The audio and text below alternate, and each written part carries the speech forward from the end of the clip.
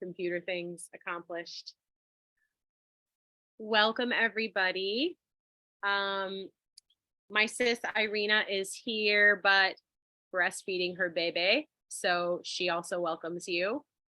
And I'm so excited to turn this over to Barbie. So this is going to be quick, but we're going to do our usual thing where we take a few moments to just drop into the body and to presence.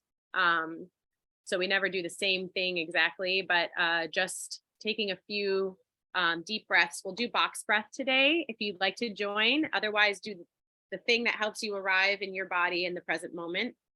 Oh, hi, Lori. Okay. Okay.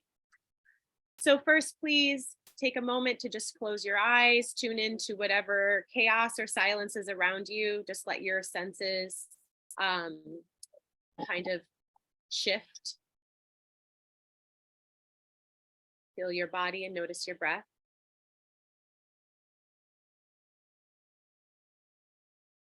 And then we'll take a few box breaths. So inhaling for 5 counts. Hold at the top of the breath, 5 counts. Exhale for 5.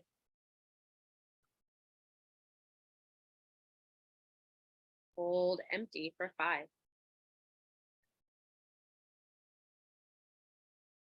Inhale.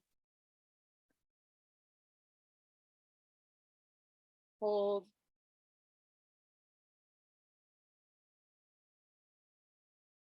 Exhale.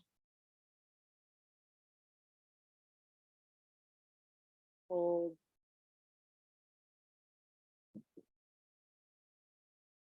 Inhale.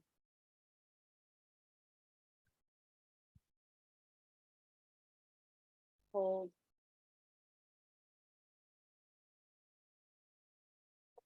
Exhale.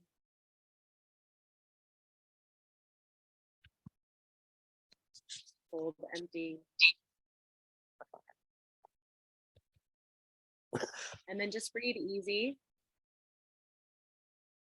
Take another moment to scan your body and let the visual energy of your closed eyes go inward. Feel like you can see inside your body. Feel and see your breathing mechanism, your ribs expanding, the back of the throat opening, the jaw softening. Letting breath move however it likes.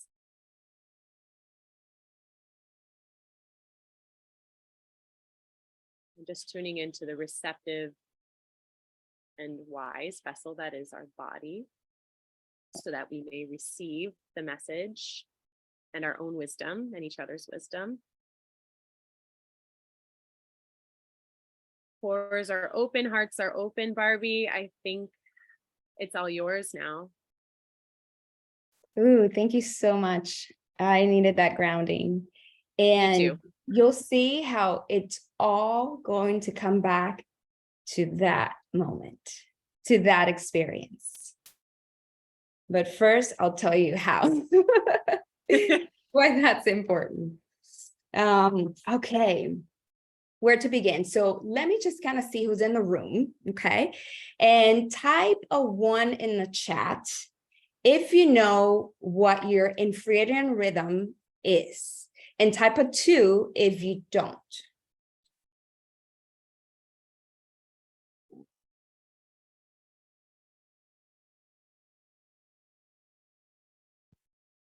Okay, give me more, give me more. There's 20 of you. Find the chat. Okay. Yes. Virgins. I love it. All right.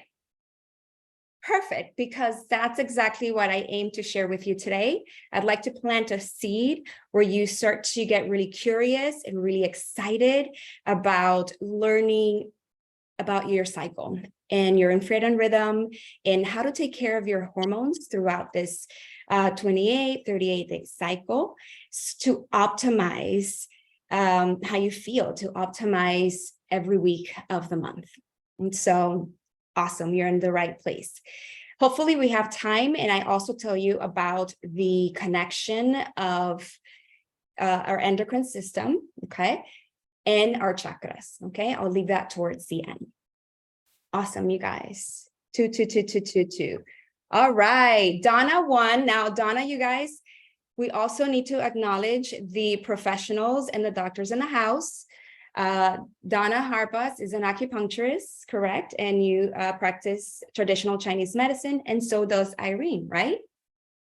So, Irina, they will correct me, whatever, if it's not scientifically correct, you please type in the chat, unmute yourself and tell me, no, so-and-so, please share.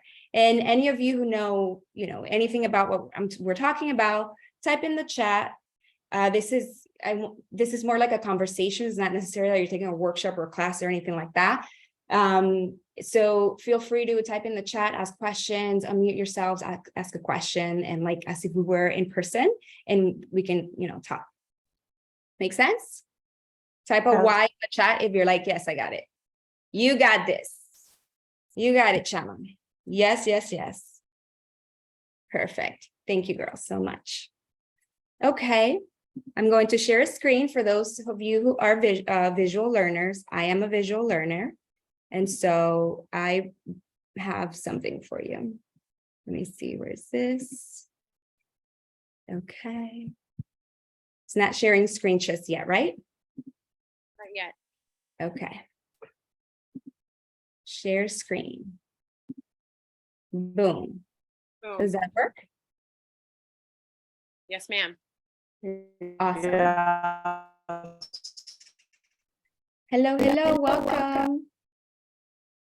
You guys remember, if you're not speaking, just mute yourselves. I try my best here also, but I'm going to be like between this and that. Got it? Okay. So you're in infradian rhythm. This is our hormonal cycle that's in sync with the moon.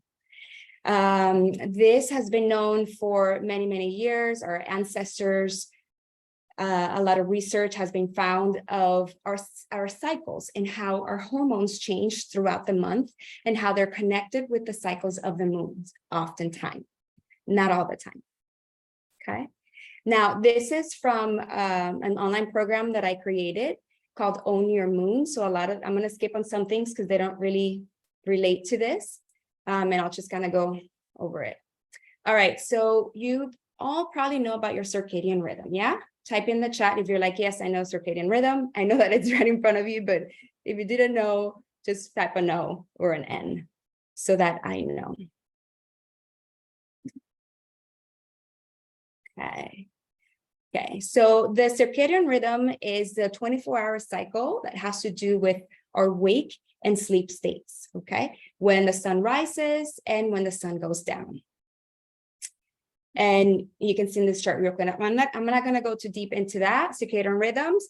You guys need to be in bed by no later than 11 p.m. Make it 10:30 p.m. because what's happening with your hormones, it's best to go to bed at that time. Wake up with the sun. Very simple. Okay. Now, for the traditional Chinese medicine, there's the traditional Chinese medicine rhythm, which is also a 24-hour cycle, and it's connected to different organs in the body. And then the infradian rhythm is the one that is connected to your cycle, to your period. Okay. Now, this one is a 28-day cycle, 28 to 30-day cycle. Some books say this, some books say that. So you can think of that from day one of when you start bleeding, that's your menstruation stage, to day 28, 29, and then your period starts again. Okay. That's your infradian rhythm. Okay. There are 4 phases. There's the phase of menstruation, follicular stage, ovulatory stage, and luteal phase. These 4 are divided into 2 different things that are happening during those cycles. And this chart shows you what that is. So think of this, 28 days, right? 14 and 14, a week each. It's not really a week each, but just so you have a visual, okay? Between day 1, when you start bleeding, it's like, got my period, to like around day 14, which is more or less your ovulation day. During that time, you want to be optimizing inflammation. What does that mean? You want to do all the things to not activate inflammation properties in your body. You want to be able to eat the foods, exercise, and have the things you do in your day-to-day optimize and support inflammation. So anti-inflammatory activities during this time. And then the second phase, think of the 2 weeks right before you bleed again. You want to be supporting detoxification. So it's like the foods you're eating, the exercise that you're doing to help detoxify, to get you ready for menstruation, to continue detoxifying, continuing letting go. Okay. Sorry, it's hard to see the chart and this and so many things. Let me know, Amalia, if any questions or anything, because it's really hard for me to see the chat right now. Okay. Awesome. Thank you. You guys, I'm going to give you the first tip right now because it kind of goes really well with this chart. So it's called seed syncing or seed cycling, meaning to eat certain seeds in this different 2 stages to help the anti-inflammatory stuff and to help detoxification. So for the first 14 days to optimize inflammation, you want estrogen boosting flaxseed and pumpkin seeds. Flaxseed meal, flax seeds, pumpkin seeds, add them to your, I don't know, whatever you're eating, your salads, eat them by the hand throughout those 14 days. That will help with inflammation. It will help to boost estrogen during this time. Now, the second 2 weeks, the 2 weeks before your period, or the 2 weeks after ovulation, you want to be doing sunflower seeds and sesame seeds. So what I think is, because it starts in menstruation during the blood, I think of the colorful seeds. So flax and pumpkin seed. It's like brown and green. And then the second one, which is usually like the PMS stage, you know, I think of like white and pale. And so that's your sunflower seeds and your sesame seeds, which are like white beige. Okay. So that's how I kind of remember that. Okay. Any questions? Hi, Daryl. And you have a question? I have a question. Okay, welcome. Sunflower seeds and sesame seeds in the detoxification stage, right? Yes, the whites. Right. Sesame seeds. So, you know, you can make desserts that are made with these. Like there's companies that sell that bank on just this, creating sweets and creating different things with these seeds, different products. You can make nut butter and just like have a nut butter every day. You can add it to your salads. You can have it by the hand. There's so many ways to eat them. You can make muffins. Okay, real quick. Your menstrual phase. Okay, we're ready? Menstrual phase is, okay, before I tell you this, actually, I'm not going to use this one. I mean, this one's pretty. I just wanted you to see. I made these. They're cool. I love them. These are in my program, the On Your Moon. But I'm going to actually now switch to another screen. All right, you guys, type in any questions. Anybody can share anything. If you want to share anything, Amalia, while I look for this thing, please. Yeah, people are welcome to hop in, verbally or on the chat, I'm just eager to hear what you have to say. So I think we're all kind of just you're like, I don't want to hear it. Yeah. I don't need to say anything. You keep talking. By the way, I'm probably gonna get my period tomorrow or the day after. So I'm drinking a tea that tastes like Mother Earth. All the herbs to support, it's called period tea. I called it period tea. And I have a bunch of tinctures of a lot of some of the same herbs. And it's just like really strong. And you guys, this is everything. Like it really helps with so much. It's incredible. Please share the herbs that you like maybe highlight the few that you. Okay, so from what I can remember, there's Vitex, there's cramp bark. Those are like your crampy inflammation kind of thing. Okay, but then there's also rose and lavender and lemon and ginger and cinnamon. And then there's like dong quai, and I don't remember the names of the other herbs, to be honest, but they're tinctures. Okay. So I Yeah, drink it, I start drinking it 5 days before my period. Okay, so these are the little things. That's another little tip, you guys, real quick, of like the things to start doing to live in rhythm with your cycle. So infradian rhythm is to be in rhythm with it.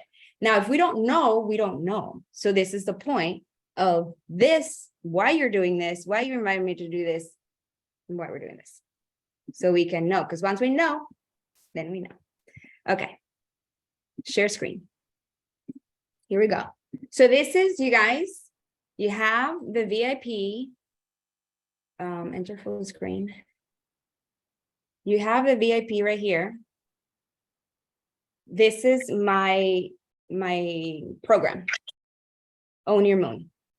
So you're watching it. Let's begin with menstruation. Now, in the chat, tap in the chat, how many seasons are there, and can you name the seasons of our environmental seasons? What are the environmental seasons? 4, okay. What are they? Spring, summer, fall, winter. Yes. Yes, okay, we got it. Perfect.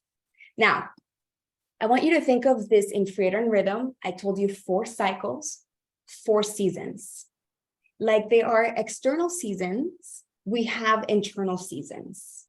And so each of the stage, named menstruation, follicular, ovulatory, and luteal, are connected to an outside season, okay? That how it feels outside when we're in that time of the month, during that time for us, we might feel like that inside too, okay? So you can start to make that connection. Now, we begin with menstruation, which is day 1, the day that you start bleeding. And that is connected to winter, okay? I want you to start to imagine winter. And I mean, maybe not here in Florida. In Florida, we're outside, we're at the beach, we're chilling. But let's say you are somewhere with snow. You want to be cozied up, you want to be inside, okay? Now, your winter is your menstruation and can last anywhere from 3 to 7 days. Type in the chat and tell me how many days your period lasts. I'm like a 4 or 5 day. I'm a 4 to 5 day. Jacqueline, 3 days? Hell yeah. Good for you. 6 to 7. Okay. So you have an idea, more or less. Okay. These numbers, again, you guys, this is not set in stone. This is all information. Take what resonates with you. Yours could be 3 days, 7 days. And according to how many days that lasts, then that dictates how long the other ones will be. Okay. Now, if you're someone who doesn't have a period, maybe, you just don't have a period because you don't have a period. Maybe you're going into menopause and there's no period. They say that you can use this infradian rhythm and what to do during each cycle by tuning into the cycle of the moon. And they say either the full moon or the new moon, okay? They call the full moon like a red moon, okay? So just saying full, red, and then the new moon, they call it the white moon. Now, let's say, okay, you don't have your period. Okay, so what's day 1 of this cycle?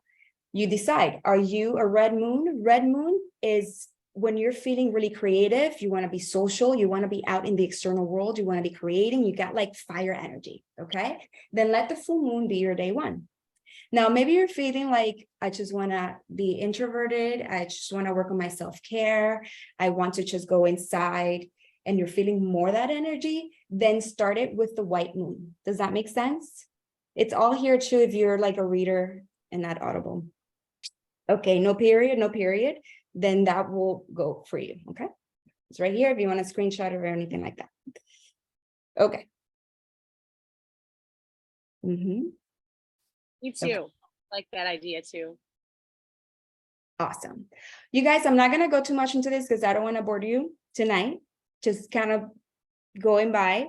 I'm gonna make my program really, really, really affordable. It's just not ready yet. Maybe like in a couple days. And if you want to purchase it, it'll be something like dirt cheap for y'all because you were here tonight. Okay. Because there's just so much, I can't put it all together. So what is happening with your the hormonal dance? What's happening with your sex hormones, or your estrogen, your progesterone, your testosterone, and other hormones connected to your cycle?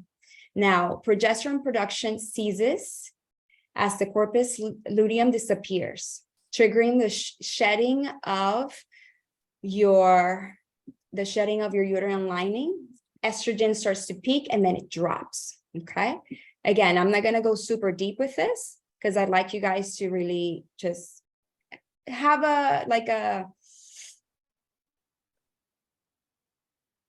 I'm planting a seed, and then you go on and start to learn on your own. Again, it's also here. There are certain foods that are best during this time. And the foods are, think of the foods that you want to eat in the winter. Hearty, comfort foods. Think of beans, vegetables, things that are warm, carbohydrates. Think of teas, and of course, organic chocolate. We all want chocolate during our menstruation. Think of foods rich in iron due to the loss of blood that we have during this time. So there are 2 books, you guys, that I highly recommend. So again, another resource right here. And I do have a resources page in this program, FYI. This book completely changed my life, like really, for real. Hormones balance. And it different hormone stuff, okay? And it gives you the meals, breakfast, lunch, dinner, and your snacks and your teas. So it gives you like weeks and months of a plan, what to eat. And so it gives you one for the infradian rhythm, to eat the right foods to optimize each phase. So it's like done for you stuff, okay? It's super educational too. So I highly recommend you get this book. And we will send you a resource, everything. I have everything, Amalia. Okay. Yeah, Barbie. Exercise. What? Can we do like a 1 email length, like notes version of this and send to the group after? Got it. Amazing. We'll send the cliff notes of this to all of you after sometime in the next month after this circle. Thank you. So gentle exercise, think you're in your period. Okay, to optimize, you want to chill. Yoga, meditation, yoga nidra, like time for you, gentle, slow movements, okay? Don't be going into HIIT and like spinning during your period. Now, you might be like, oh, but it's fine. It doesn't bother me. All right, do you have any hormonal imbalances? Because you might feel good, but you're not giving your hormones what they need. The body needs rest, okay? Now, what's happening during the menstruation, it's kind of a time for evaluation, analysis, tuning into your intuition. So kind of coming into yourself, okay? Try to not schedule a lot of social things during menstruation time. This is how you grab a calendar, you guys, and you start to color in. Okay, I can see that, do red for menstruation, right? And then whatever, green for the next stage, so that you know how to schedule your time, okay? Like for me, it would have been, let's say, ideal to schedule this talk during ovulation, because that's the time where we're best, like more outgoing, we're really good with communication. And so, but it's okay. It is as it is. I love sharing this, no matter, you make it work as you make it work. Okay. So red moon, Olivia Sage, and progesterone. Okay. So foods, we already talked about. Exercise, we already talked about that. Lifestyle and self-care, we talked about that, okay? And then I give you more like certain essential oils that can help with that, and certain questions for journaling during this time. If you're into journaling, then here are some things that you can ask yourself and journal about, okay? Any questions about menstruation? Any questions about your inner winter, the foods, what's happening with the hormones? If no questions, just type N. So like, okay, you're listening. I have a question, because you said, okay, well, it doesn't bother you to exercise in an aggressive way during your period, so people choose to do that, but do they have hormonal issues? How might that show up? Because sometimes people don't know that they're experiencing the blowback of making that choice, so they don't make the connection. Right. So could you make that connection for us? Yes. So it could be many things. It could be things like acne. It could be things like weight gain. It's different for everybody. It could be things like headache, fogginess. Think of your PMS symptoms: irritability, anxiousness, mood swings. Those are to name a few. Does that make sense? Yeah, so And it's more, but basically, if you give every phase of your cycle sort of the nourishment that it's asking for, the stimulus that it's asking for, you expect that a lot of those things that we associate with like more general. It's not like if you exercise during your period, this might happen, but it's more like if you flow with this cycle and you nourish and support accordingly, then you will most likely see that those symptoms starting to right themselves. yeah, exactly. Thank you. Gotcha. Perfect. Okay. Exhaustion, yeah, that can happen too. Feeling tired, not being able to wake up in the morning. It's like, oh my God, it takes so much. I need coffee to wake up type of feeling. That's not normal. What? We need to have. My mother I'm begs gonna ruffle some feathers. I don't mind. I love ruffling feathers. We're supposed to have enough cortisol. Cortisol is the hormone that when we wake up, we're like, it I'm gonna do my meeting on the releases chair. My butt hurts sitting on the chair and in the bed. Pardon? Are you, Olivia? Are you sharing with us? I think she was just unmuted. Did Oh, everybody okay. just got unmuted? Okay. Okay. Everything okay? What was I saying? I think you were talking about Oh, about the coffee. So we're supposed to have like cortisol releasing in the morning. If we're super lethargic to get up, it takes forever to get up, or we need coffee to get up. You don't have it, you're probably running on too much cortisol, that the cortisol that you do need in the morning is not showing up for you. And then you're having to use an external substance to kind of bring you a little bit and to give you energy. Okay, let's move on. Follicular. Follicular is your spring. Follicular phase would be spring. After winter, must come spring. And in the spring, think of like if you were up in the north and you were in the winter, cooped up the whole winter. Here comes spring, you want to go outside and you want to have fun and you want to bloom. Okay, so think of the energy of spring. That's the energy that comes after your period. Usually you're like, okay, I have energy back. I'm excited. I'm going to come out of hibernation, right? Okay, this spring can last anywhere from 7 to 11 days. Okay, so if your period is shorter, this is going to be longer. If your period is longer, if your winter is longer, then your spring is going to be shorter, more or less, give and take a few days. Does that make sense? Type of yes in the chat if it makes sense. Which can drain the adrenals. Exactly. Yes, Daryl. If we're in exhaustion, that's affecting the adrenals, and that goes into the 4 phases of hormonal balance. Yes, yes. Okay. Yes, yes. Oh my God. Now every time I say yes, yes, I think of that girl. I forget what it's called, but it's like, yes, yes, yes. Sorry, I'm taking it off subject. Okay. Now, your strengths in your spring is all about being creative, planning, and preparing. So if you know that this is how you start to live with the rhythm, live in the flow, okay? You know, okay, I have this project I want to do this time, okay? When should I start preparing for that? When am I in my spring? Here. Okay, this week I'm going to schedule myself to work on this project that's happening in a month or after. Does that make sense? All right. So that's why this follicular is kind of connected to the spring, okay? So I want you to remember the hypothalamus, okay? What's the hormonal dance that's happening during spring? The hypothalamus is a gland right up into the brain up here, very close to the pituitary and the pineal glands, okay? The hypothalamus tells the pituitary gland, okay, to release, we'll call it FSH, but it's follicle stimulating hormone to your ovaries, to tell them to get ready to release another egg, okay? Several egg follicles start to swell. Estrogen increases to thicken your uterine lining to host the egg in preparation for potential pregnancy. So your follicular is getting you ready for summer, which is your ovulation. So what you're doing during this time is going to affect your ovulation.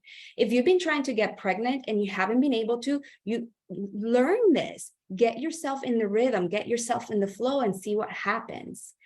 So I took a program and I'm gonna, with Alisa Vitti, like 11 years ago. And this is how I learned a lot of this stuff. Then I went to school. I didn't even introduce myself, you guys. Whatever, a lot of you might not know, I'm also a health coach, holistic health coach, and I emphasize in hormonal health for women. So that's why I'm into hormones. And then I'm also a yoga teacher of 10 years, practicing for 15, teaching for 10. And so chakras was my first vinyasa teacher training, was the chakras. And when I'm studying for my hormones, I had my chakra book open because I was teaching a yoga class that was on chakras. And I just sat there at my desk and I was like, oh shit, I hadn't learned that in either of the two trainings. But then I made the connection of the chakras and the endocrine system, the endocrine glands. In the hormonal course, I was learning all about the endocrine glands and their hormones and all the things. And I was like, oh shit. And then I started researching and looking at just anyone else talking about this. And then, yep, there's a lot of people talking about it. There's a lot of connection. And of course, science hasn't confirmed it yet. They're getting very close. But our ancestors knew this. The yogis knew this. So, all right, sidetrack, back on time. Did I show you the books? This, I took my training with her. That's the first hormone book I read. Women's Code, get it. But then she has a second one. Where is it? Oh, here. In the Flow. In the Flow. We'll have all these resources, okay? Okay, good. Any questions? Please, I'd like other people to talk to so I can take a little water. Yes, can you start to dip into a little bit of the chakra association with the endocrine and maybe how that interfaces with the seasons? Like, could we go through the winter, spring, summer, fall, and associate those that cycle with the different chakras and energy centers? It kind of comes after. I haven't made it talking about both together just yet. Okay. Gotta keep it compartmentalized like that. Oh, otherwise, that's fine. I'm just excited. I go Vata and we'll be here all night. Okay. All right, you guys. All right, so back to your spring real quick, okay? Because we gotta do two, and then we'll get into the chakras. Okay, medicinal foods. Think of your greens, think of your salads, think of fresh herbs, think of juicing. Again, spring, things that are fresh, okay? Think of the things that grow in the spring. So eat that, okay? Movement, this is when you start to have a lot of energy. So you're spinning, you're running, you're, twerking, dancing, all of that stuff. That's like hardcore. Do them in your spring and in your summer as well, okay? And then certain journaling and essential oils for this. After spring, must come summer. Summer is the shortest one, okay? Ovulation, inner summer. It takes 3 to 5 days. Again, depending on how long your follicular was, more or less 3 to 5 days. And it's around day 12 to 14 of your cycle. Now, ovulation, they say ovulation is on day 14, but that is not true. We can ovulate different days. There are different trackers and different things that can help you find that. If you're someone who is looking to get pregnant and using those methods, I really don't have a lot of information because I am not trying to get pregnant. So I don't have that stuff, but I do know someone who does, and she used Daisy and she got pregnant. So Daisy is an app that tells you when you're ovulating. Essentially, that's the time. Ladies, know that we only have one day that we ovulate that we can get pregnant, but we can hold sperm 3 to 5 days before and after ovulation. So that's how stuff happens. Okay, so creativity, planning, preparing, ovulation. Okay, so that you kind of started that in your spring and really get it going in your ovulation. And like I said earlier, ovulation is also the best time for you to communicate. If you want to ask for a raise, if you need to have a hard conversation with someone, if you need to do a presentation, anything that requires for you to be very vocal and outgoing and extrovert, do it during ovulation. That's where we're so magnetic when we're ovulating. So men can smell this. Okay. So what's happening? So around mid-cycle, there's a sharp rise in those in the FSH hormones and LH hormones. Also from the pituitary, again, remember pituitary, okay? Stimulates one follicle to swell and burst, releasing an egg to the fallopian tubes and then to the uterus, okay? This is the ovulation process, you guys. Pituitary and hypothalamus. Just remember that when we get to the chakras. Okay. Estrogen, more about the hormones. I'm not going to go. Physical sensations, emotional situations, again, peak times for speaking and communication. Foods, think light, expensive meals. Again, what would you eat in the summer? What would you eat in the summer? Think of eating that. And also what's available in where you're from, okay? Because you might be in your summer, but you're somewhere in winter. So also be mindful of that. Best movements, again, just like in your spring, go for things that, that you like to do that are harder than your more chill stuff. This is a good time for that. Surround yourself with support for a community. This comes into lifestyle. What are we doing with our lifestyle? We're doing stuff like that. We're connecting. We're putting ourselves out there. Okay. We're being outgoing. Okay. Barbie, that light and expensive meals are ideal for summer for your ovulation time. What's that? Did you say light and expensive meals? Expansive. I liked expensive. It sounded fancy, but I got it. Girl, you're ovulating, you're gonna be attracting, and you're gonna have those expensive meals. Yes. Okay. Let me tell you. Got it. So what do you mean by expansive then, as far as the diet? Think of light, fluffy, think of like your fruits, your juices, okay? Things that are not so heavy, that don't feel, maybe, those who eat sushi, things like that are fresh and light, your salads. When you go out in the summer, let's say you go to a beach party, what do you want to be eating? Things like that. Does that make sense? Okay. Your luteal phase, you guys, this is the last one, okay? We started with winter, spring, summer, and after summer comes fall. You guys, this is your longest, anywhere from 10 to 14 days. So like those 2 weeks before your period, which is known as, let's see, type in the chat, what do we call this 2 weeks before the period? What do we call that stage? Type in the chat.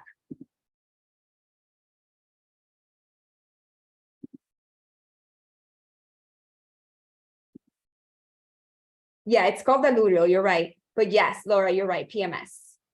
So we say PMS usually happens during the luteal stage. And it all depends on what you did in your winter, in your spring, and your summer. And then it's showing up in your fall. Okay. A time for completion, nurturing, and tending. You're getting ready for winter. Think of the activities that you would do in the fall to prepare you for winter. Think of the foods you start to eat in the fall to prepare you for winter, okay? It's a time for winding down and self-reflection. So everything kind of peaks, starts and peaks in spring, peaks in ovulation, and then starts to slowly come down into menstruation. Does that make sense? Okay. Here's what's happening with your hormones. Okay. So the burst egg follicle, right, during ovulation grows and on the surface of the ovary, producing progesterone. Now, progesterone is your hormone that you want to optimize during this luteal phase, okay? So you want to be eating the foods, you want to be doing the activities to support this hormone.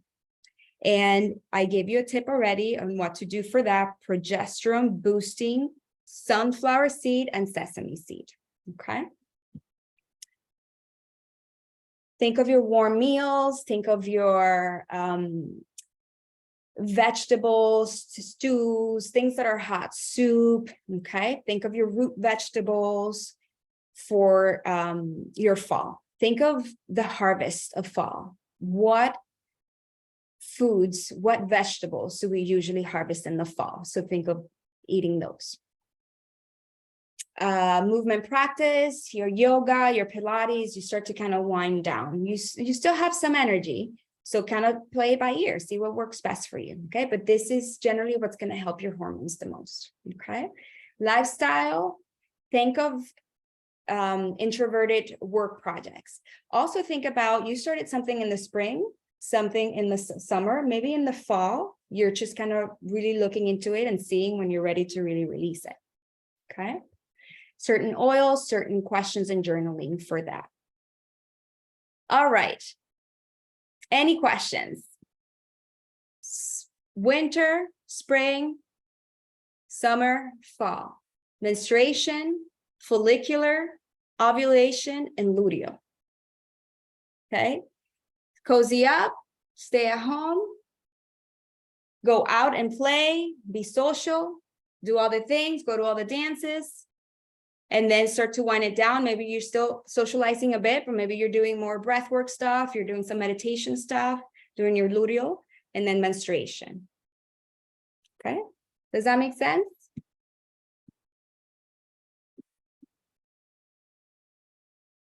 Okay.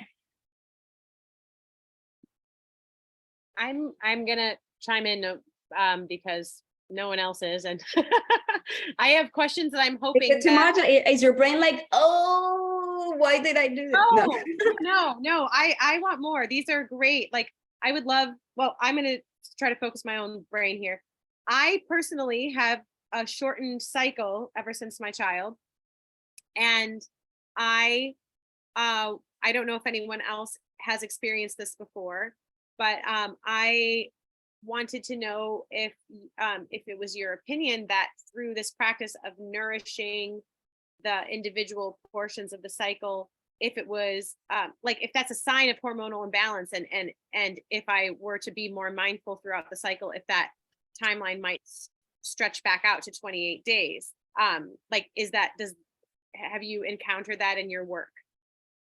In my personal work, I haven't. However, in the groups that I'm in, when I take these courses, like my schooling, there are people left and right. Yes, absolutely. Yes.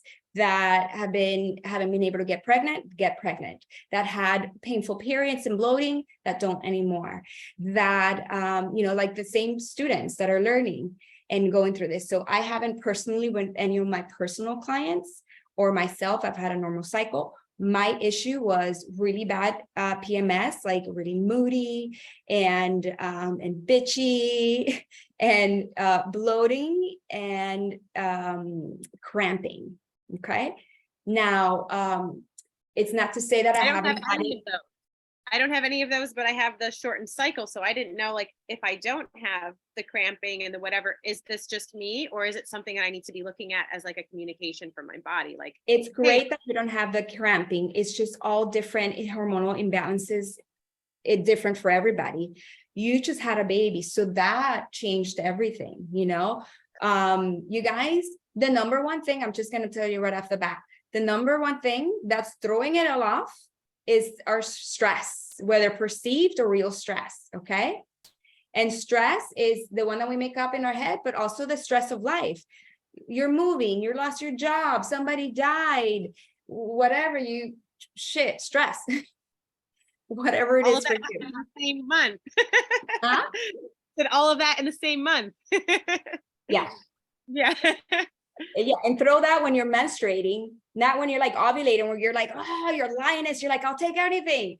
Then it's like having your menstruation, you're like, oh, it's like understanding where you are can give you so much information of like your emotional state and like how you are emotionally. If you're feeling anxious, depressed, if you're feeling whatever the name is that you put into when you're not feeling harmonious, stable, then understanding this can really give you a lot of feedback with that.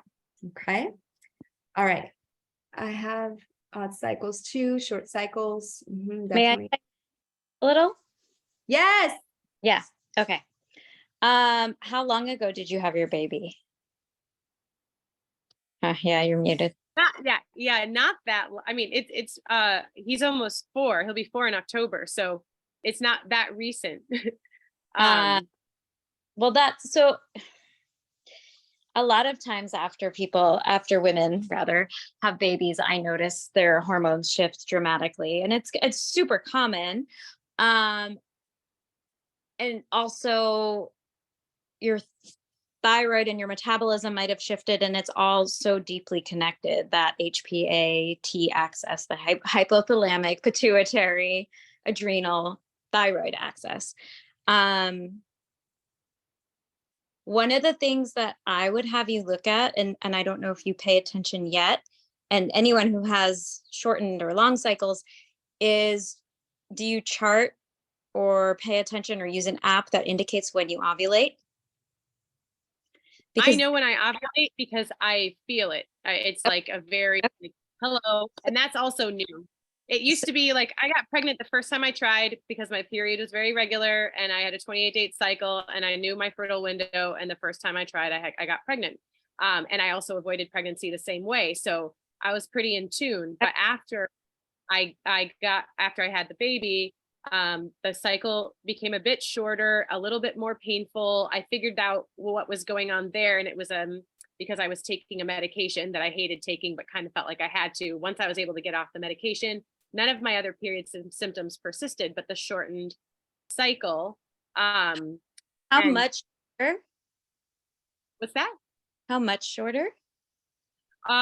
Like it's 25 days, 24 days, anywhere from 24 to 26 days instead of 28. So then, okay, so what I'm gonna say is to pay attention to and track. Is it your follicular phase that's shortening, or is it your luteal phase? And since you know when you're ovulating, that'll help you figure that out. My follicular is shorter.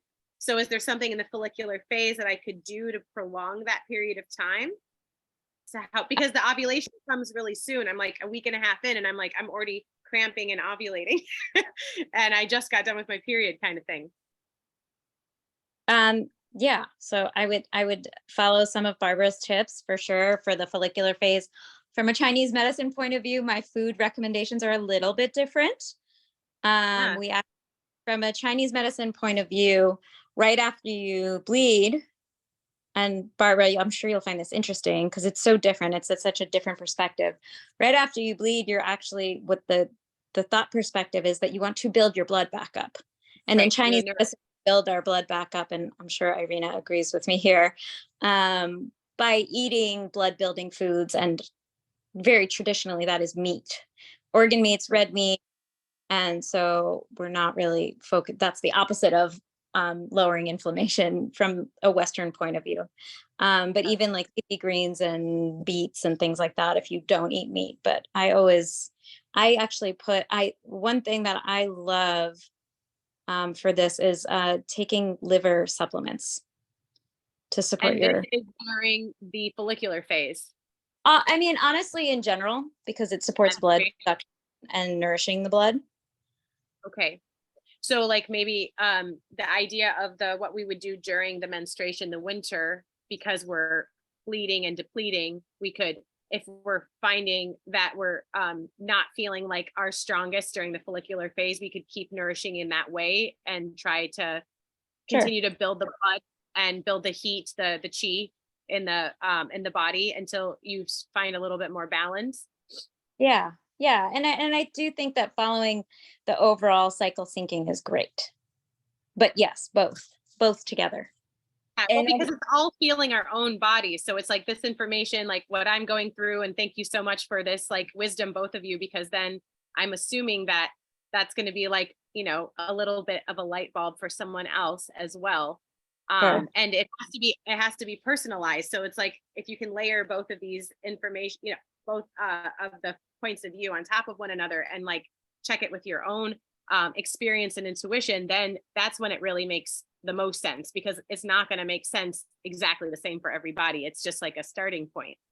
That's right. And then into that, you can also layer the whole Ayurvedic as well, like the Vata, the Kapha. So, I mean, there's a whole other layer to caring for the hormones. That's a whole other conversation, of course. But I do want to say something, Donna. I was a vegetarian for 14 years. Most of my 20s, I was vegetarian, very lazy vegetarian, because I wasn't even eating vegetables. So later in my 20s, yeah. Mm-hmm. And then because I was going to holistic nutrition school, and every week was like something different, like something that would negate whatever we were learning the week before. And we were learning all these kinds of things, the raw this, all 100 something types of diets. So like, it's not one, this might work for this person, but not for that other person. So we learned, you know, the 5 element theory, we learned Ayurveda, we learned, you know, no, meat is the way, vegan is the way, raw is the way, macrobiotics is the way, they're all the way, but for certain people. And so we were supposed to learn this because we just never know who we're working with, right? And of course, you find like a thing. Times in our clients too. Anyhow, in my mid 30s, I just started feeling off, like 36, actually, yeah, like 36, 37, I started feeling off. And that's where I found her and I picked up this hormones book, and I started eating meat again after 14 years. 3 of those years I was vegan. So the last 3 years I was vegan. After those 3 years, I started having hormonal stuff. And I was like, let me give meat a try. And one of the best things that I got from this book, but besides the seed thing, because I feel like it really helps me, whether it's in my mind or really it's happening inside, is really just understanding how to eat for each cycle, and how to the certain meats to eat. And PFF breakfast, protein, fat, fiber breakfast. As a vegan, for years, I was eating a vegan protein shake for my breakfast, or a smoothie, or a juice. Okay. I wasn't doing your egg, your bacon, none of that, because I was, you know, vegetarian, vegan. So that was it. And then when I started this, I was eating salmon, I was eating lamb, I was eating liver, I was eating all of it for breakfast with a salad, with a vegetable. It was like a lunch. And to me, that was so hard. The first week was really, really hard. But guess what? After that week, I started feeling better. And the fog went away and the energy came back. And I just started feeling better, period. And I was like, all right, well, this is it. You know, my hormones are changing. This is what my body's asking me for. And I'm doing it in the best, cleanest way that I can. And when I just allow myself to be like, whatever, eat out, eat whatever, then I feel it in my cycle. I get the cramping, I get the bloating. That's what happens to me. I get the moodiness. Okay. And so, yes, like I'm eating meat again because of that. But now I'm doing this parasite cleanse and I'm like, I'm not eating fish again. Too much information with our, you know, our needs, and the inspirations and the information that we're getting is supposed to be informing that. So like, I don't think it's wishy-washy. I think it's, you know, a constant evolution. And, you know, I think meat, you know, like meat gets a bad rap for a good reason, because factory farmed meat is what is 99% available. And that is really harming people. It is inflammatory, and eating this, like, you know, 2 cuts of meat that are from a tortured and sick animal is not healthy. But not only that, also the environment, like Right. it's harming us and the environment on top of that. They're cutting out the forest just so they can have cows so we can have the meat. And so all of that is true. But then when you start to talk about how meat is healing, it's because you didn't just go back to burgers and chicken nuggets. You know, you're eating nose to tail, you're eating organ meat, you're eating meat that's sourced responsibly, that is holistic in the mindset of the environment, of the body, of the animal. Then that can be nourishing. And that is such a huge differentiation to make. Meat is not meat is not meat. And vegan and vegetarian are not all created equal. And you can do all of those in a way that really are harmful and really also are very helpful to your body and to the environment. And like, I can't eat meat. Like I haven't eaten it in so long. I just simply cannot chew it. It just freaks me out. But and my son is the same. It doesn't appeal to him, but I make bone broth and I put the organs in the bone broth and I put all the medicinal herbs in the bone broth. And for me, that's palatable and we can make rice with it. And it's a way of, I eat a little bit of fish and eggs, and sometimes those things gross me out and sometimes I couldn't get enough, but I find ways to get the nourishment that also like can get past my brain, because some of us don't want to eat meat. Some of us only want to eat, chicken breast and ground beef. And these are all things we kind of need to climb over and through to find like what's conditioning and then what's actually good for our own bodies in this moment and how that might change down the road. 100%. I love that. Well, and I also think it's really important to, remember that though I understand the concept of the 4 seasons and the cycling and all that, with each passing decade, there are things that shift and change. And obviously just being aware of what worked for you in your 20s or 30s may not work for you in your 40s or 50s, and just kind of really listening to your body, because everybody's experience is extremely unique. 100%. Thank you, Lori.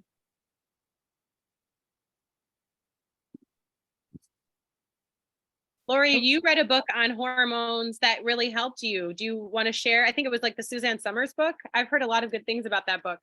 Crazy enough. Yeah, it was. I mean, I've just had a really difficult time from the time I started my period. I had endometriosis and had no idea for years, was basically just told to suck up my period cramps and get over myself and all of that good stuff, and found out that I had, endometriosis kind of like throughout my body. It wasn't just even in my uterine area anymore because it had been ignored for so long. And then I was able to have my son via in vitro. I was able to have my daughter naturally. And those were probably sort of my healthiest times. And then right after that, perimenopause started to hit me when my daughter was little. And everyone kept telling me it wasn't real, it couldn't be happening. But I had done infertility drugs, and that is one of the potential side effects, and then I had a hysterectomy about 4 years ago. But yeah, just listen to your body, man, because hormones can jack you up big time, really big time. I mean, it's not the hormones, it's all that we do to jack the hormones up. You know what I mean? Like hormonal birth control and food full of chemical stress and more stress and all the stress, because we've been stressed out since we were born. We are not supposed to be in this kind of environment, hyperstimulated all the time. So like that, I would say that's probably, that's definitely the number one thing. But like, I really think it's important to remember that we're not broken, and that it's an external stimulus that is starting to, it's not like we just were born with jacked up hormones. Like there was a reason most of the time why that happened. And if we can get to that point, then A, we can not feel like we're malfunctioning, and B, we feel empowered. We feel like we can do something about it. Even if it does take complications and swimming upstream against the way that the world works. We have to go the opposite way. That takes more effort, more awareness, more education. But that's why we do this stuff, so that we feel empowered and we feel supported in doing the other thing. That's not what everyone else is doing, but it feels better. It allows us to feel healthier and in all the ways. Yeah, but and again, to your point, one of the biggest things is just, if you're not right and you're not right, keep asking questions, keep researching, keep trying things. Find a you know? doctor that doesn't brush you off, or Correct. find not a doctor. Right. Find something else besides a doctor, because yeah, sometimes they just don't have the answer. That's why they tell you there's nothing wrong. I mean, that's a Right. lot of the time. That's a Yeah. lot of times, yeah. But you know, there are a lot of doctors that are online that are sharing a lot of this stuff. There's a lot of accounts I shared in the chat the other day, different accounts that I follow that really educate you on this. And it's just, for me, it's really cool. I love learning. I love education. I love this stuff. It's fascinating to me.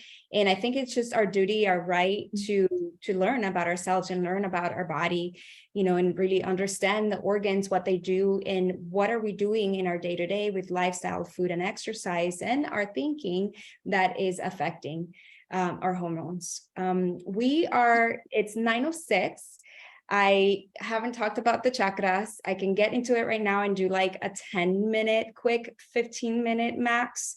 If everybody's cool, if you need to go, we totally understand. We're recording this and then you share this, right? Awesome. And then again, you guys can find me on Instagram. If you don't follow me, I'm Barbara Alfanzo. I'm putting it in the chat.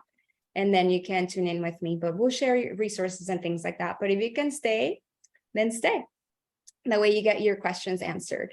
Thank you so much, Lori, for sharing that, and Donna as well.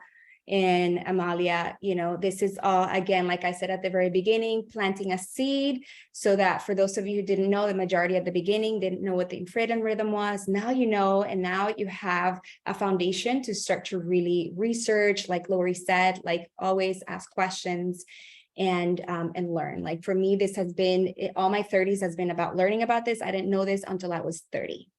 Okay. And I had the privilege, you guys, I teach a teen at the rehab center. I teach her acro yoga. And when she came to class, she had her period. I'm like, we're not going to be doing acro yoga during your period. This was Monday and last week. And she was like, okay, what do we do? And I'm like, do you want to learn about your period?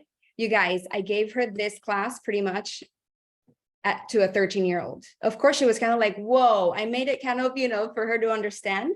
And she was just like, wow, that makes sense. Why this, and that, when I told my sister that, and she started making connections, you know, but I knew in my head, like she had got her period. I'm not going to put her upside down and do acro with her, you know? And so that's how we used to change. Okay. So going back to here, sharing a visual, you guys.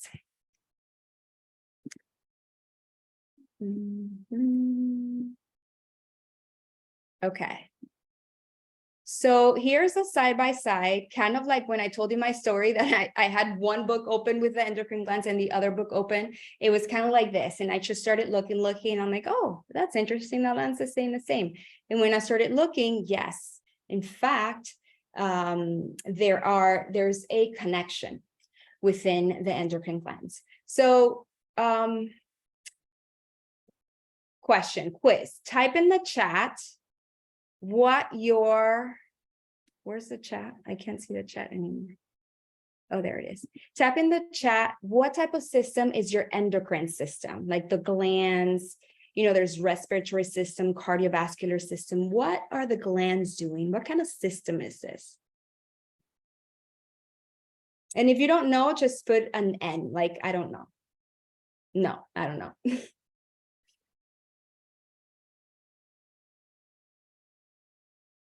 Anybody know? Okay, I'll tell you real quick.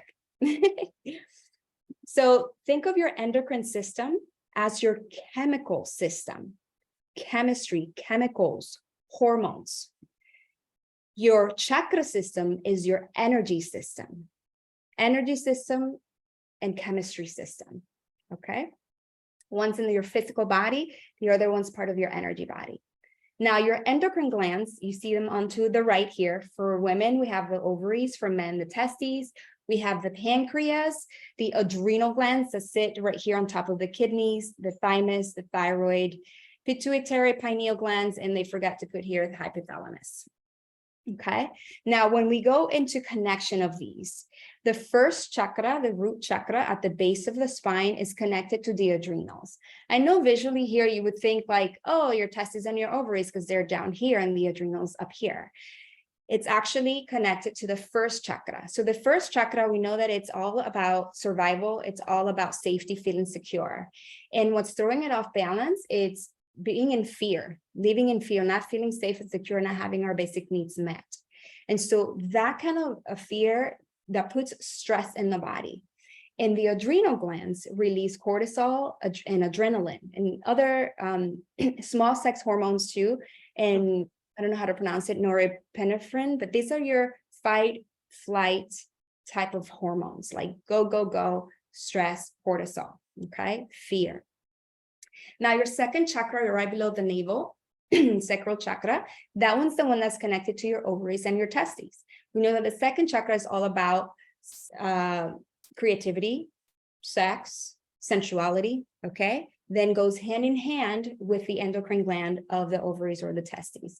Now, these glands are releasing the chemistry. The chemistry they're releasing are your sex hormones. When we talked about progesterone, estrogen, that's what we're talking about here, testosterone, okay?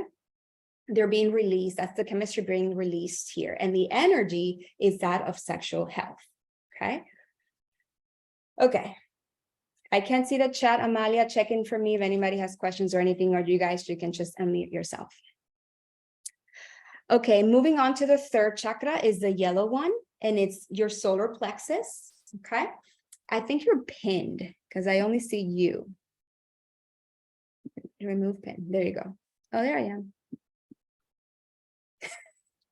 All right, your pancreas is connected to your third chakra. Okay, now the pancreas is the one that releases. So your third chakra has to do with confidence, personal power, it's fire, your digestive system. And the pancreas is responsible for producing your insulin and regulating blood sugar levels. This is your energy, okay? And so the connection of your pancreas and your third chakra, the connection of your blood sugar, the connection of that internal self-power. Then you have the thymus gland, which is at the heart chakra, right? Where the green chakra is. We know that heart has to do with love and compassion and all things matters of love and emotional balance. And the thymus gland is responsible for immune system development early in life.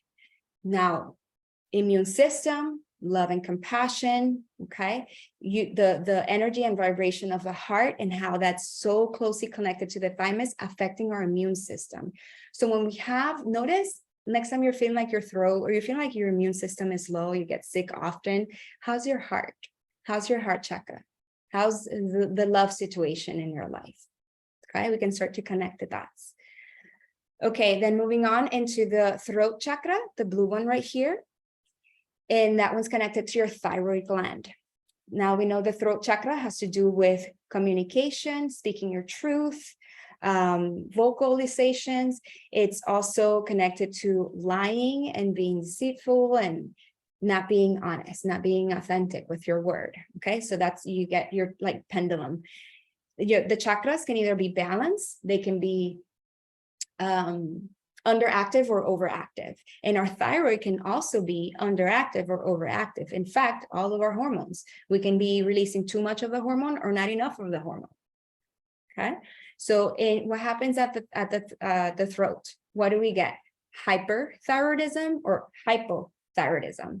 And that's too much thyroid hormones or not enough, and stagnation or too much. Think of like speaking too much or not speaking enough. Okay, and how speaking too much or not speaking enough is affecting you on an energetic level, how it's affecting you physically. Okay, we connect the dots. Like I said earlier, this is not set in stone. Again, I have lots of books. I have a thick book. I didn't bring it, but it's in my room. Thick book like this of chakras, and there's a lot of this information in there as well. Okay, moving on to the third chakra, and this one is connected to the pineal gland. We know that the sixth chakra, third eye center, is related to intuition, perception, and spiritual insight. Okay, and the pineal gland produces melatonin, which is associated with our sleep patterns. Okay, melatonin, sleep, dreaming, vision, also nightmares. Okay, the third eye center. It's that intuitive vision, our ability to see. Okay.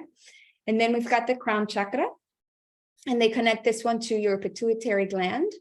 So we know that the crown chakra represents spiritual connection, consciousness, awareness, wisdom, and the pituitary gland is known as the master gland because it controls all the other endocrine glands associated with this chakra. And then we also have the hypothalamus up there, very close connected to the pituitary, and that is like the controller. Like the hypothalamus is king and the pituitary is queen. Okay. And what they're doing, they're conducting.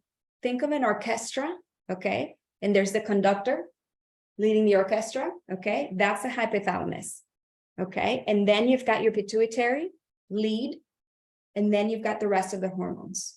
The hypothalamus is sending information to the pituitary so that it sends information to the rest of the other ones, okay?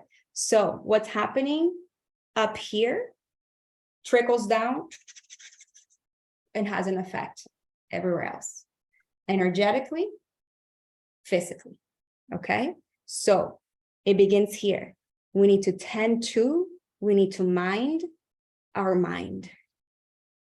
We need to take moments of stillness and relaxation, and we need to make time for meditation. We need to make time for introspection. We need to make time for ourselves, by ourselves. We need to be okay with being alone. We need to be okay with looking at our shit, looking at our thoughts, looking at where we are in our life. Whether we have 3 jobs or 10 kids, it's so important that you make, even if it's a minute or 2, and I don't have kids, and I'm sorry if you do, and you're like, yeah, right, you don't know what you're talking about. Maybe I don't. But what I do know is we need to tend to our mind. We need to make sure that this conductors, the hypothalamus, our pituitary, we need to sleep. Optimize your sleep. Okay? You need to visualize, you need to manifest, you need to dream. Okay? You need to meditate, cleansing. So you have, it trickles down. Okay? We need to speak up, express truth. No more white lies. No more making up shit. Being truthful from now on. Okay, we need to tend to our heart. We need to be more compassionate and accepting with ourselves. We need to forgive. And if that is forgiving ourselves, then we forgive ourselves or whoever. Remember, forgiving others is not so much about them, but for us. Okay, we need to tend to our blood sugar. We have to tend to our pancreas. We can't be snacking all day, or not eating breakfast, or skipping meals, or eating a ton of sugary shit and being in the fucking hormonal roller coaster because we're in a blood sugar roller coaster. That's just the fucking truth. Sorry, I'm getting excited about this. And we got to take care of our sex hormones. We got to take care of our ovaries. We got to take care of our reproductive system. Okay. And we got to get in tune with our creativity. Like what makes you feel creative? What is that for you? Are you a painter that hasn't painted in years? Are you into music? Are you into cooking? Are you into what? What's your creative outlook? Okay. And we gotta, as you take it down, trickle it down to the first chakra and nurturing our adrenals. We gotta not be in fear. We need to have our basic needs met, our home, clothing, or food, healthy food, good water, be happy in our job, have good familial relationships, like be in good terms with our siblings, with our parents, like it has to happen. Okay, even if it's not like physically within them, like you got to work that with yourself, because that's the foundation. From there we build. That's how we use our chakras. We use our chakras from the top down, like I just went, to manifest and create, because it starts at the thought, wisdom, spiritual level, intuition. Okay, you have a thought, it starts with that, and then you manifest it down. But if you want to heal, we want to start from the bottom up. Okay, we want to make sure that we tend to our adrenals. Okay, and this is the 4 phases of optimizing hormonal health. Let me just share you here real quick so you can see it. It's part of my program. You got to nurture your adrenals, support your liver for detoxification, stabilize blood sugar. Okay, that's your pancreas. And you got to restore your gut. We need to make sure that you are going to the bathroom, that your microbiome, you have the right enough bacteria and flora there, like really optimizing digestion. And so that's how you start to connect the energy body with this chemistry, what's happening. That it's not only the food and exercise. I know that I started with that, but when we start to connect the dots with the chakra system, and traditional Chinese medicine is going to have the meridians as well, and yoga we call the nadis. We put within the chakras, if we can start to also look at the mental, emotional, spiritual work to be done for each chakra to optimize those glands. Example, thyroid, you got thyroid stuff. Speak truth, speak more, or speak less. Are you speaking too much? Are you not are you the type of person? Like right now, I'm hyperthyroidism. I'm the only one talking. Right? And somebody who's like, never talks, never shares, never anything, hypo. Okay. And so does that make sense? Everybody, please tell me something in the chat. Anything? My mom laughing because I started cursing.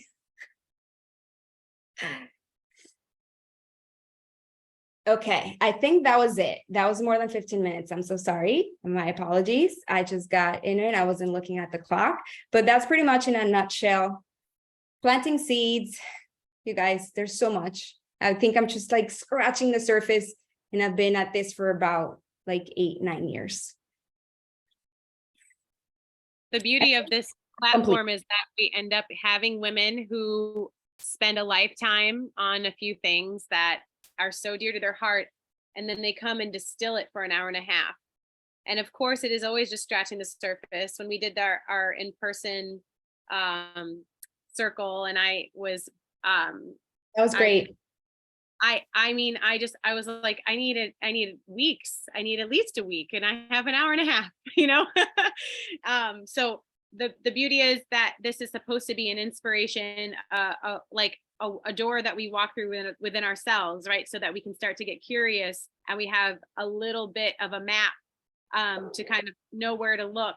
And, you know, the resources we're going to, you know, you're offering your course for to anyone who joined or is in the women's circle at a discount, which is amazing. I didn't know that, so thank you. I'm sure there's a few people here that will take advantage of that. We'll have a very truncated version of this as a resources for everyone as well, for free.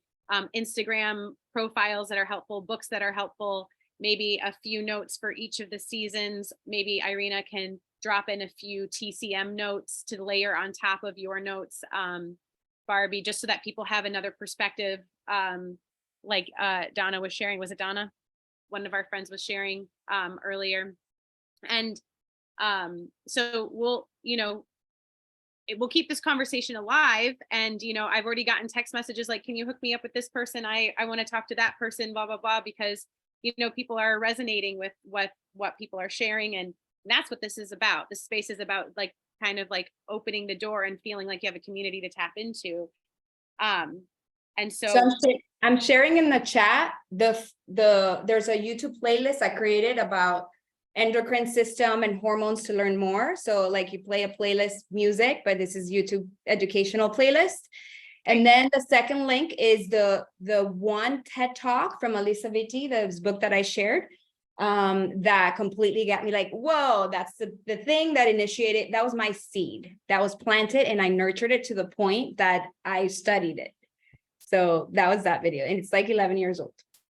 And then I'm going to share now my Own Your Moon Spotify playlist. When you are in that luteal or menstrual stage, or whichever stage, really, like just, it's not in a particular order or anything, so just shuffle. And it's meant for that, for owning your moon, owning your cycle. And I am now going to share, and this is in the new moon chat that we have here, local in Del Rey, that I shared all these IG accounts that female doctors that talk about endocrine system, hormonal health, all of that stuff.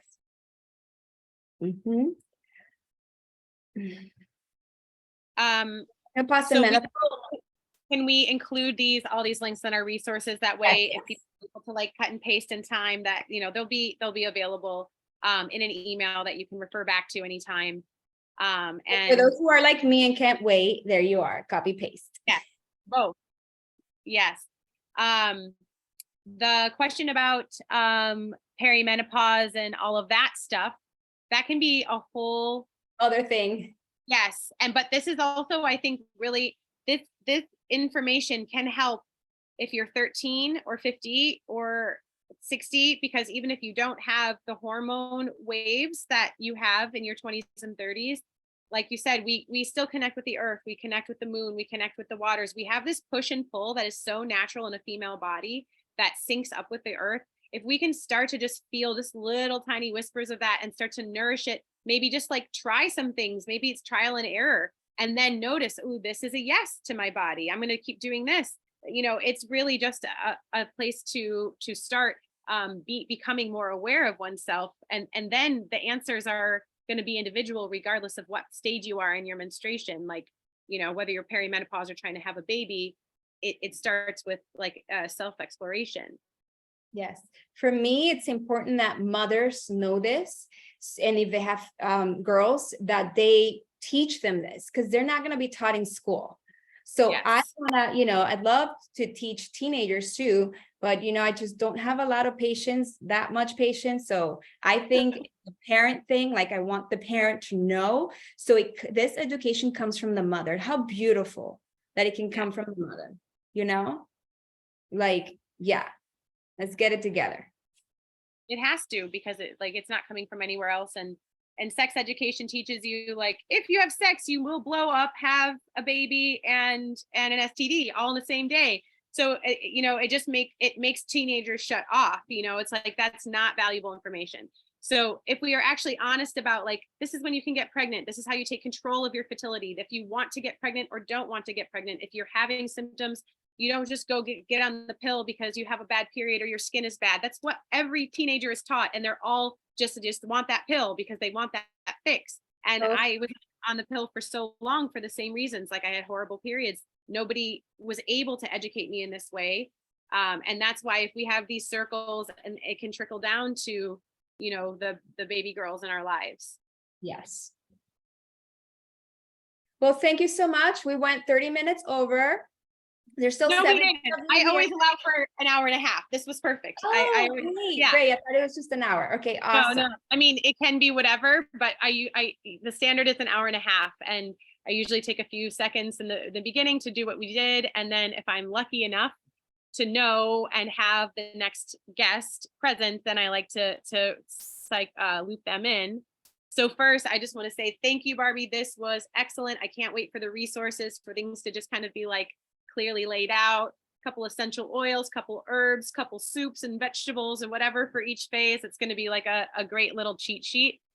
And something that you said as far as the chakras and how they align with the different adrenals, glands in the body, the fact that we sort of like need to dream, we need to optimize sleep, we need to be able to see into ourselves and have that introverted and kind of like otherworldly space that we can visit, so that we can like tie that into a more embodied life and in our health and our decisions.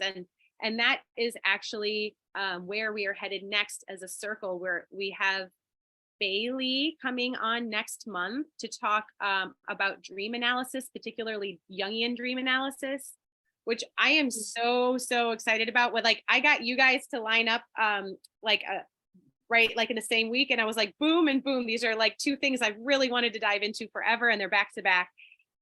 So it's an amazing lens to start to know ourselves, and like all this crazy information comes through in our dreams, and we don't know. Like, most of us have no way of deciphering it. If we're lucky enough to even have a memory of it, or, slow down when we wake up enough to like capture some of that information, then what to do with it. Yeah. So Bailey, are you around there? I think that's you, right? Yes, Bailey. Thank you. Yes, I'm here. you so much for being here. Can you share a tiny bit about what we might do together next month? Yes. I mean, it's also a huge topic, so I'm interested in how I'm going to figure out how to condense it. And Right. I think I'm going to talk about like, give us tools of like ways we can optimize capturing those dreams, how we can help ourselves remember them, and then like start to talk about how we can ask ourselves questions to build our own symbology around what we think our own dreams might mean, or how we can be in conversation with others. Because I think having conversations about dreams with other people is really valuable, really special. So if you have any like dream symbols that you're curious to work, we can do a little bit of that. I can't work like a big long dream because it'll take a long time. But symbols that you like want to ask a question about, like let's talk about it. I'd love to do some of that work together. I think talking to each other about dreams is so ancient. And even though the Jungian perspective is a little bit newer, I think like those two things and how they overlap so beautifully. Like this is a very modern application of a very ancient practice, the women's circle. But we're getting online, we're all from all over the country, and we're optimizing the technology that we have today and using at the same time the most ancient technology of the women's circle, of mixing our energy and our wisdom. And I feel like that, just talking about our dreams together and creating our own symbology. I love how you said that. I am so with that. I can't wait to do that. And Great. I thank you for contributing that. So that's what we're doing next month on the new moon. I'll get you guys, I owe you at least 2 emails in the next couple of weeks. So, I'll get there. That's so great, Bailey. My husband and I, the first thing we do when we wake up is tell each other our dreams. I've spent my whole life. Like, I remember dreams. I feel like I have this whole other life.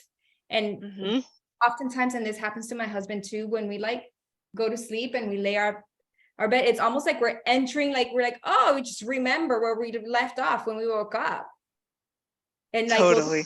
Like, oh, I'm back there. Bye. It's like, I'm so excited for this. Like, even if I teach that night, I'm going to get it covered because I definitely want to be present for that. Great. I look forward to having you there. I'm happy that other people are jazzed about this because I'm like, this has been quite a hodgepodge. We've been from sex to redefining beauty to, chakras and periods and rites of passage and, birth and death. And, these are all just the things that Irina and I always talk about. They're relevant to us and they're relevant to like the people in our lives, the women in our lives.